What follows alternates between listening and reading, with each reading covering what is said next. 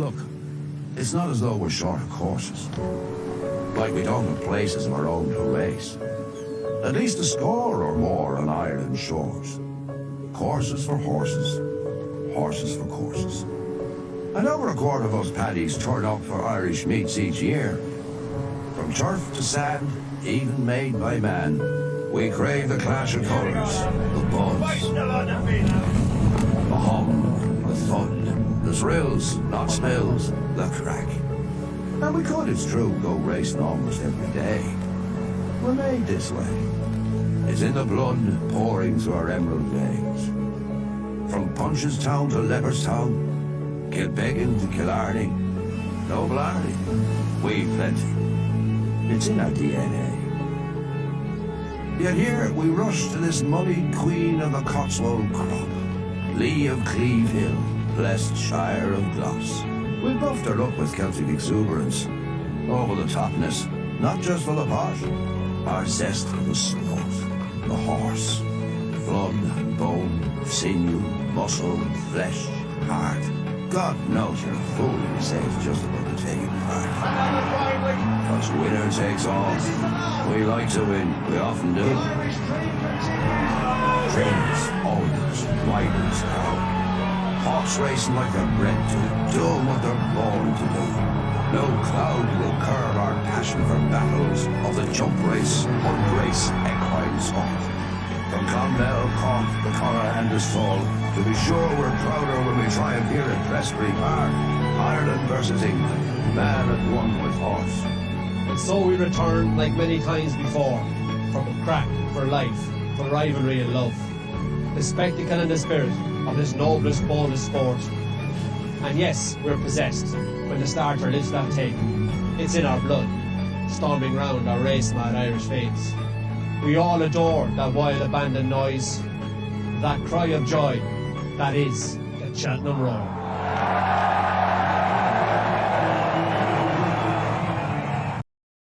Hello and welcome to day 3 of the Nick Hobbis Cheltenham Festival preview show. At the time of recording, I've just watched the champion chase from day 2, what should have been John Bon Day, but the theme continues. Majborough on day 1 hits into the fences, especially the second last and the last. Constitution Hill, it's a sickener, falls at the 5th or 6th hurdle. Today, Ballyburn almost unseats as well, eventually to try and get back in the race, but can't jump like that, Ballyburn. And then John Bon, another almost unseat that puts him out of the race. The story of the Cheltenham Festival so far is jumping is the name of the game. You've got to get over the hurdles. You've got to get over the jumps if you want to win a national hunt race. So it's been a tough 2 days. The strike rate is under where we've been for the last 5 years.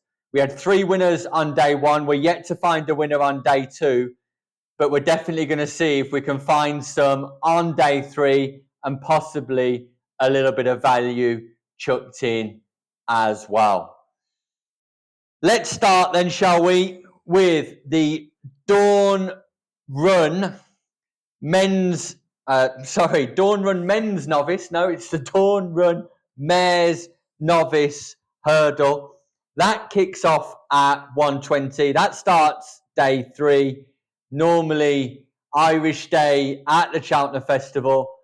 We're going to be on the new course here at the Cheltenham Festival. We're expecting ground to remain on the good side of good to soft.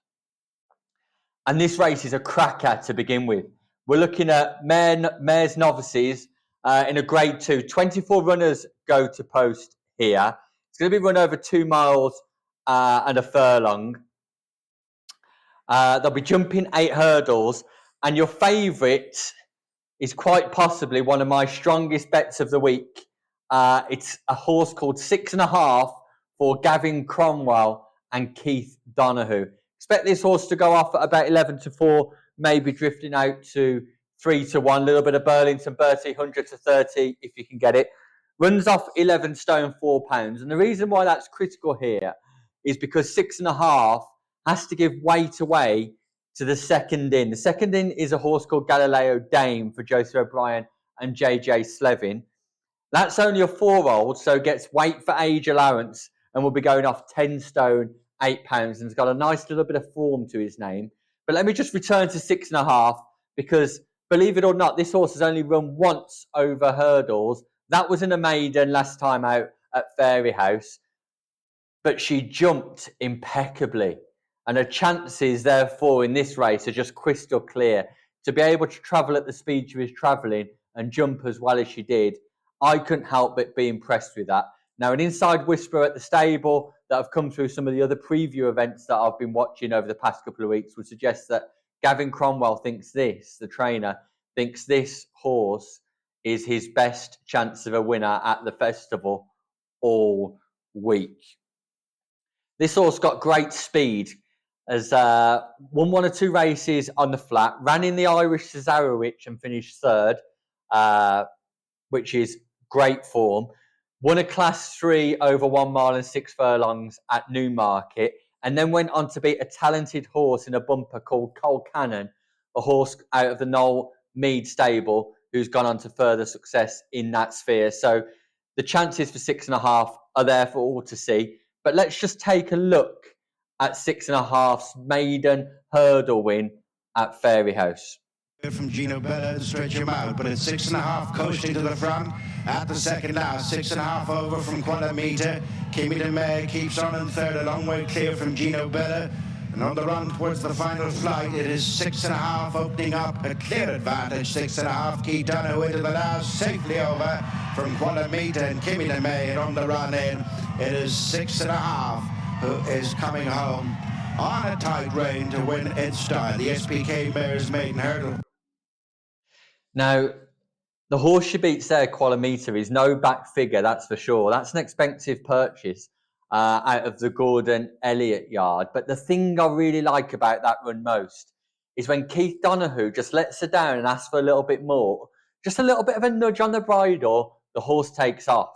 She's got an electric turn of foot at this distance. And you saw the way she jumped the last there. Neat, nimble, quick, back onto all fours. So if 6.5 can stay on her feet tomorrow, then she really is my best bet of the day in such a competitive field as well, because I mentioned the horse of Joseph O'Brien's Galileo Dame, gets that weight for age allowance, and it's got a bit of an interesting piece of form, this horse, because there's a horse running on Friday called Hello Neighbour that runs for Gavin Cromwell. Hello Neighbour could go off favourite for the Triumph Hurdle for juveniles on Friday morning, and Galileo Dame finished 2nd, a length and a half behind Hello Neighbour last time out. So every chance for Galileo Dame. Great bit of placing by the trainer, great weight for age allowance. So is a danger to 6.5, but the record of 4-year-olds in this race is not great. 4-year-olds have never won this race, albeit that previous 4-year-olds have gone off at odds of 20-1 or bigger. Just 4-year-olds do not have a great record in this race. But Galileo Dame, definitely a danger, that's for sure. Other dangers in the race include Moorheen, half-sister to the great Forheen, who ran for Rich and Willie Mullins. Moorheen's owned by the Close Sutton Racing Club. Pat Mullins takes a ride. Now, don't worry about jockey bookings in this race. Pat Mullins is part of that Close Sutton Racing Group and will have chosen himself to ride this horse. Soft ground bumper, heavy ground maiden winner, yet to be tested on ground good to soft, and yet to be tested in any of her races at all, to be honest with you. Winning as easily as she liked, high class pedigree, in at 7-1. I'd be tempted to either have a forecast, reverse forecast with 6.5.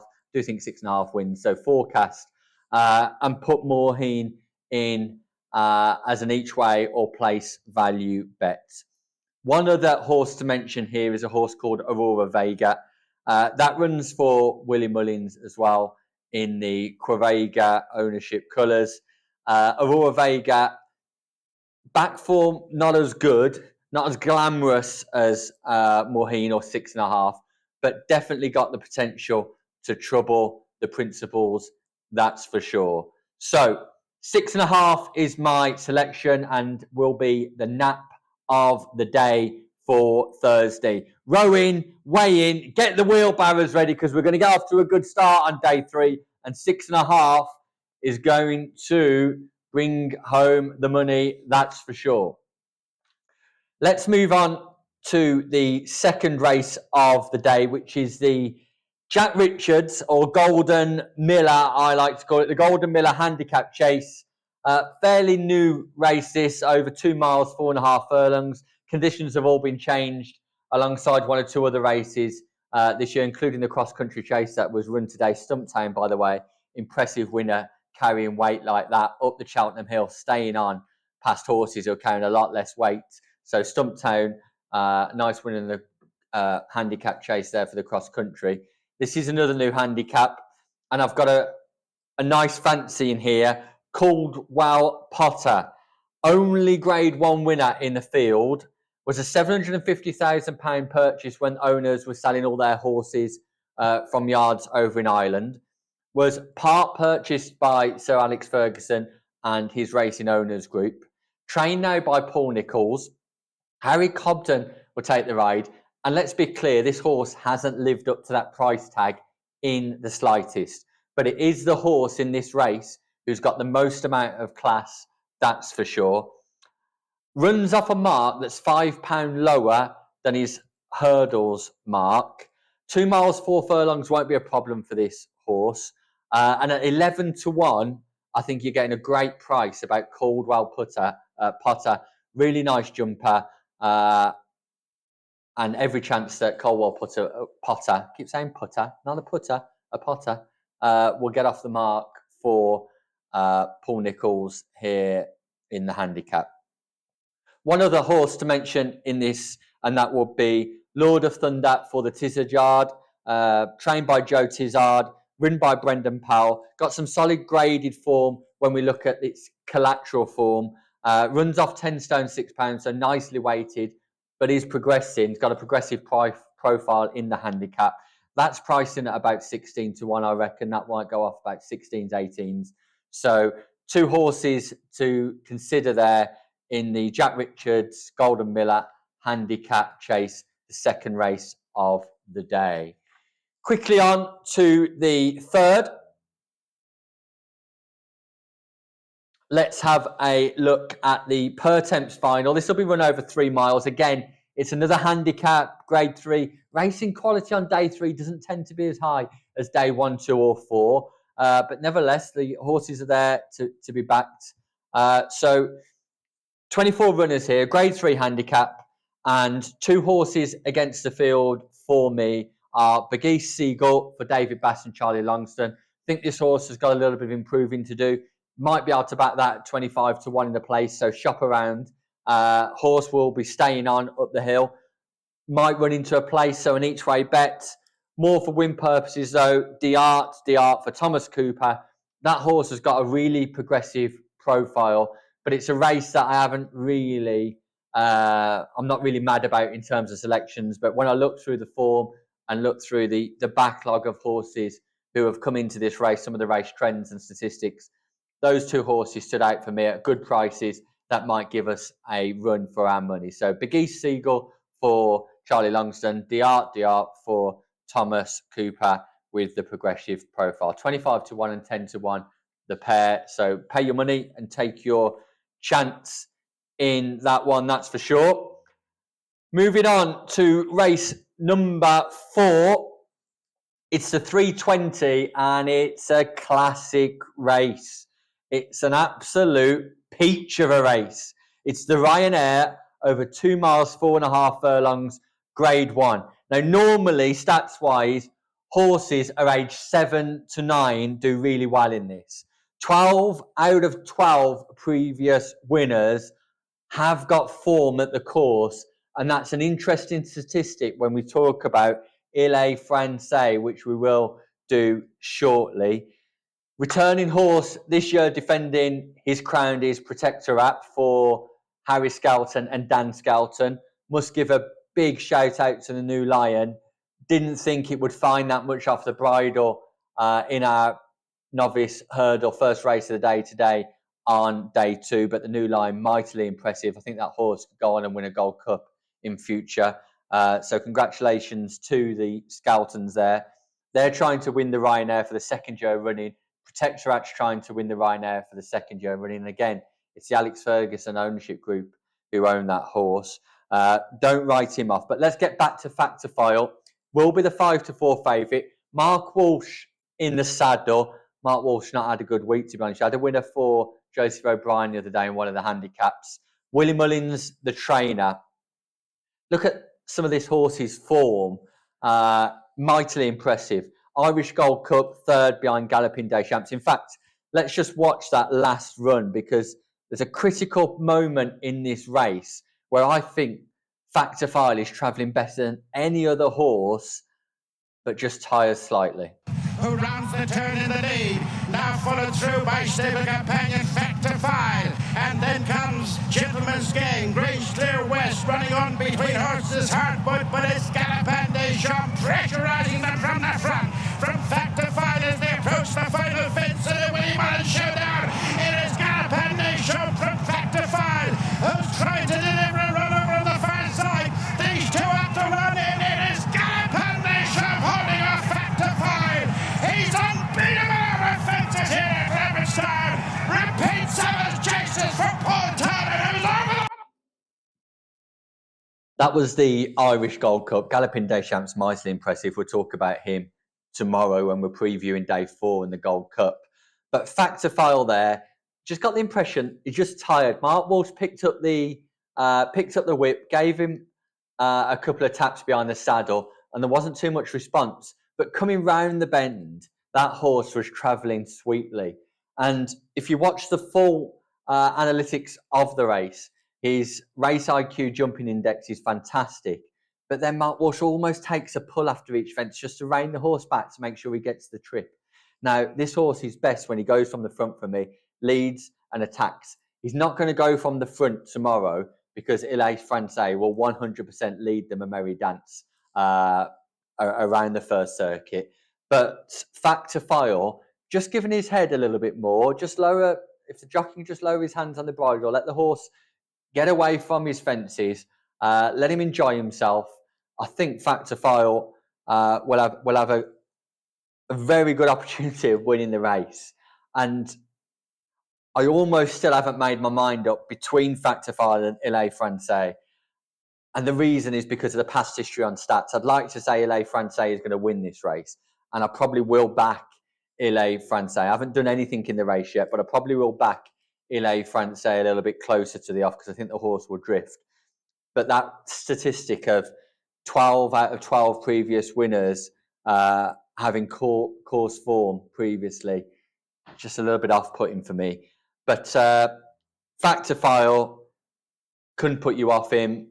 Stays the distance, got the form in the book, behind Galloping Des Champs in the Irish Gold Cup, behind Galloping Des Champs in the Savills Chase. John Durkan wins that at this distance earlier on this season. Got winning form at Cheltenham in the Brown Advisory Novice Chase as well. So he's got all of the assets to win. I just wonder if this race is run at a Furious Gallop, will he get up the hill?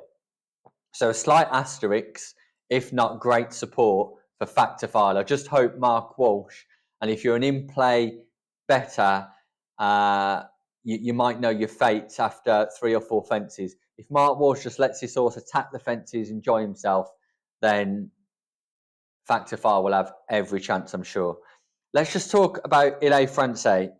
Horse comes over from France, trained by Noel George and Amanda Zetterholm. Go off about 3-1, but I think the horse will drift tomorrow. They couldn't really find the right distance for this horse. Could have run in the Champion Chase, could have run in the Gold Cup. Didn't want to run in the Champion Chase because of John Bon. Bet they wish they did now.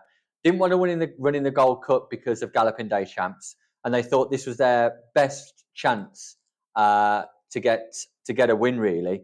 Slight underachiever, this horse in France. Ran a couple of times at Auteuil. Has ran over 3 miles and 5 furlongs at Auteuil on heavy that day. Did not stay at all. But he's untested on the track, and it's a problem. But this horse got great Kempton form, great speed, attacks his fences. Now, he just got beat by Banbridge last time in the King George at Kempton. This was a year on from winning a novice. Let's just take a look at what happens in the closing stages here of the King George ran on Boxing Day in December. Second, and now he's in hot and persistent pursuit of Il-est-Français down towards the second last. Il-est-Français again big and bold, but his lead is down to 4 lengths over Banbridge in second. 6 lengths back to in third, L'Empresse down towards the final fence in the Labrix King George. Il-est-Français has got the lead. Il-est-Français, Banbridge out jumps him towards the outside, and it's Banbridge and Paul Townend who now swoop and take the lead, and it will be Banbridge in the King George. Banbridge. Yeah, so Il-est-Français there just jumps nicely the second last. I'd back the horse that day to win because flat track, good ground. I thought the horse had every chance, and he did. And I don't think the horse tired. I think he was staying on, just not staying on as quick as Banbridge.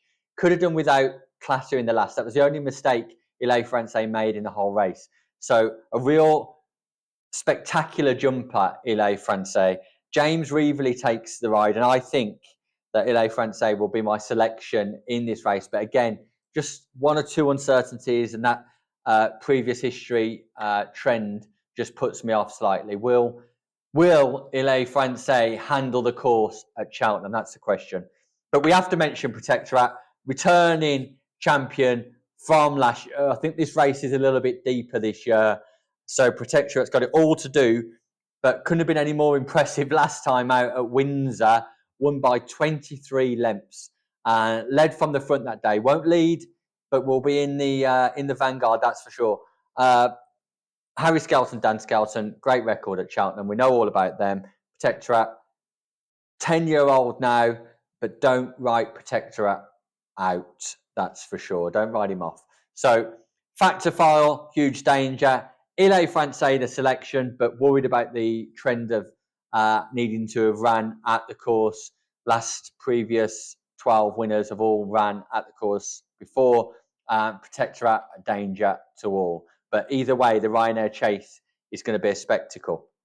Right, let's move on to the World Hurdle, the Stayers Hurdle. One of my favourite horses of all times. Used to run in this race.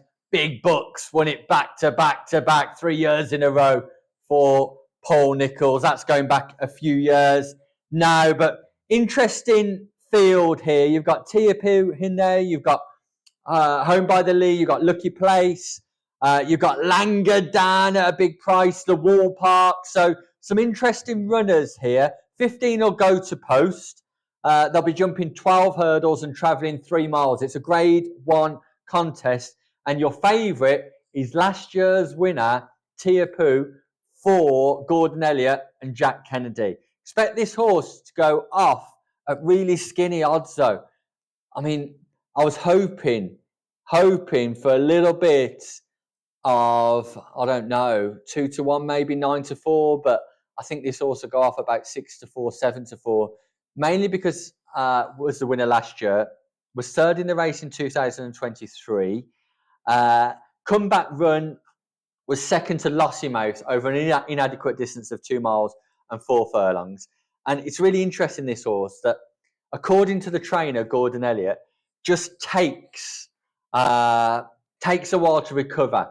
So the trainer will explain that this horse puts absolutely everything on the line in every race that he runs in, but then he knows about it afterwards, and it just takes a while to recover. So he's only ran once this year. So he's been laid out for the rest of this year for this race, targeted at this race, and we probably won't see him again until next season either. Tiapu will be my selection in the race, but I don't like the price. But the horse doesn't know what price it is, does he?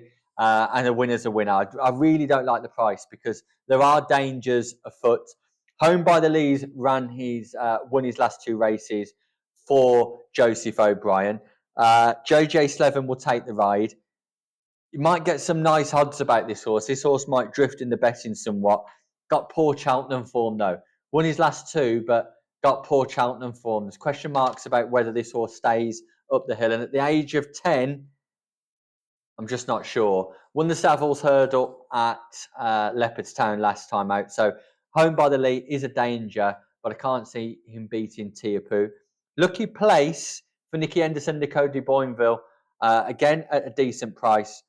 A Thrive this season, especially stepping up to this distance. We know that horse will stay, definite danger. And then we've got the Wool Park in there as well. Famous JP McManus colours.